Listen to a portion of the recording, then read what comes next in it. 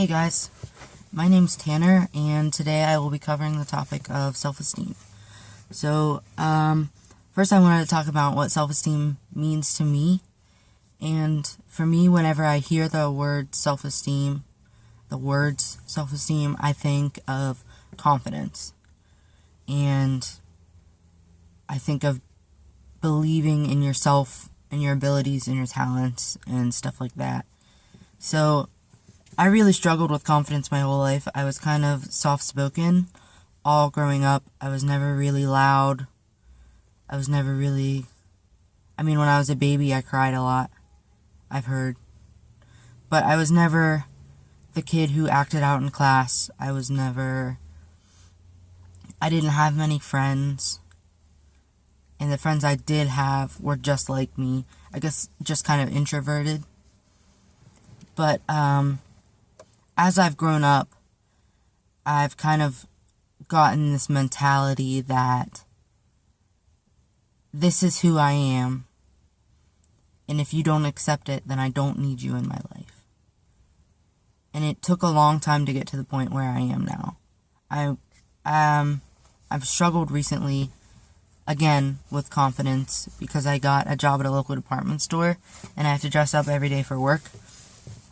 And that was a big scare for me, because I was scared that, because I live in a small conservative area, I was scared that I would constantly be judged, and I was scared that somebody would find out that I was trans, because at work I'm kind of stealth, like the management knows, but nobody else really knows. And if they do know, they don't say anything to me about it. They kind of just ignore it, which is good, because I don't want any problems regarding me being transgender. But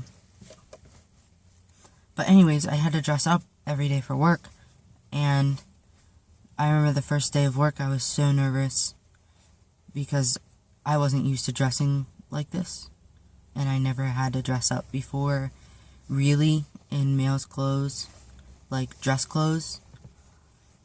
And my family was super supportive. My mom would always come home with shopping bags, and they would have outfits in them, and ties, and bow ties, and vests, dress-up shirts, pants, shoes, everything.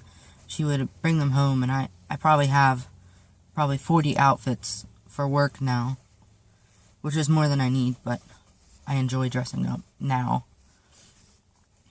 But, yeah, it took me a long time to get to where I finally realized that I am enough for myself. Like, I am number one in my life, and I feel bad sometimes for saying stuff like that, but if I don't put myself first, then I'm not going to get anywhere. Before I have a girlfriend, and I work with her. We've been together for 3 years.